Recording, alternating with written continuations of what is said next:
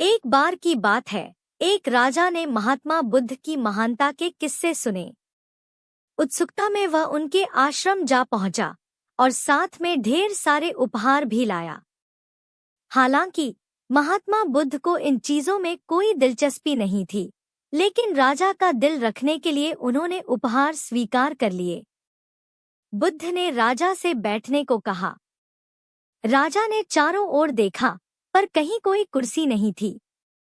उसे जमीन पर बैठना अपमानजनक लगा। महात्मा बुद्ध ने उसकी बेचैनी भांप ली और मुस्कुराते हुए बोले, यहाँ सभी समान है, इसलिए हमारे आश्रम में कोई कुर्सी नहीं है। राजा थोड़ा हिचकिचाया, पर अंततः जमीन पर बैठ गया। लेकिन उसका मन अशांत था। वह सोच रहा था, मैं एक नगर का राजा हूँ और यहाँ जमीन पर बैठा हूँ। बुद्ध ने उसके चेहरे पर फैले अहंकार को पहचान लिया। थोड़ी देर बाद राजा ने जाने की आज्ञा मांगी। बुद्ध ने उसे जाते हुए कहा, जो कुछ भी तुम अपने साथ लाए थे, उसे यहीं छोड़कर जाओ। राजा अचरज में पड़ गया।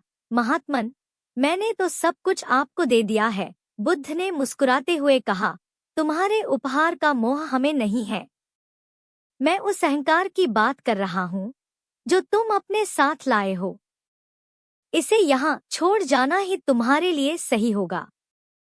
इस पर राजा को ऐसा लगा जैसे किसी ने उसके दिल पर चोट कर दी हो।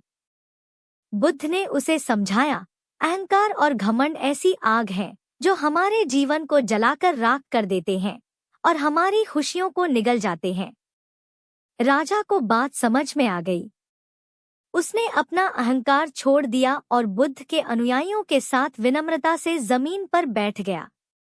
कई घंटों तक वह वहां बैठा रहा और आखिर में अपने नगर लौट गया, अहंकार से मुक्त, एक बदला हुआ व्यक्ति।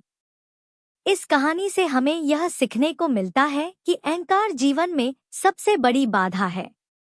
विनम्रता से जीवन जीने में ही असली सुख और शांति है।